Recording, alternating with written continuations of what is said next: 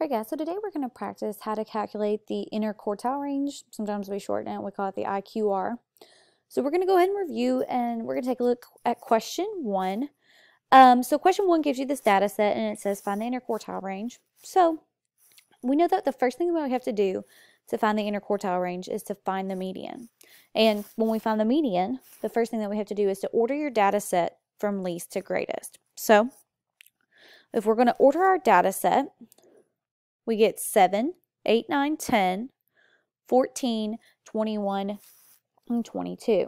Now, remember I gave you guys the tip. You need to count these numbers in the data set to make sure that you have the same here that you do here, making sure you didn't leave one out.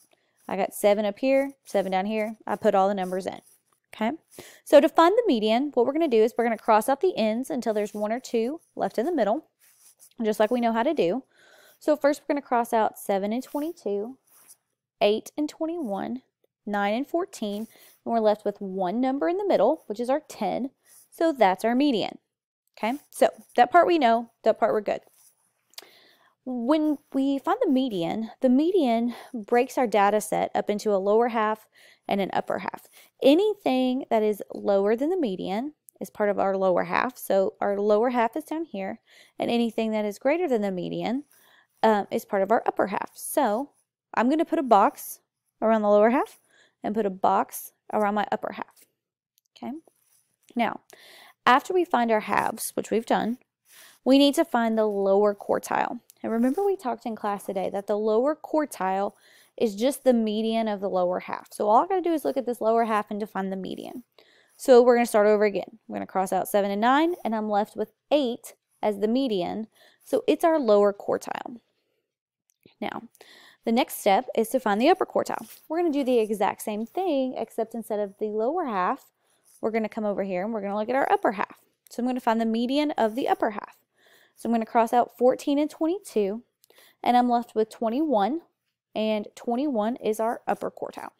Okay, so we're not done yet. There's one final step. We need to subtract. To calculate the interquartile range, what we're going to do is we're going to take the upper quartile minus the lower quartile. So we have 21 minus 8, and when we subtract them, we get that the interquartile range is 13. Okay, so to finish off this activity, what you're going to do for every single one is first you're going to find the median, then you're going to split it into two halves, an upper and a lower half.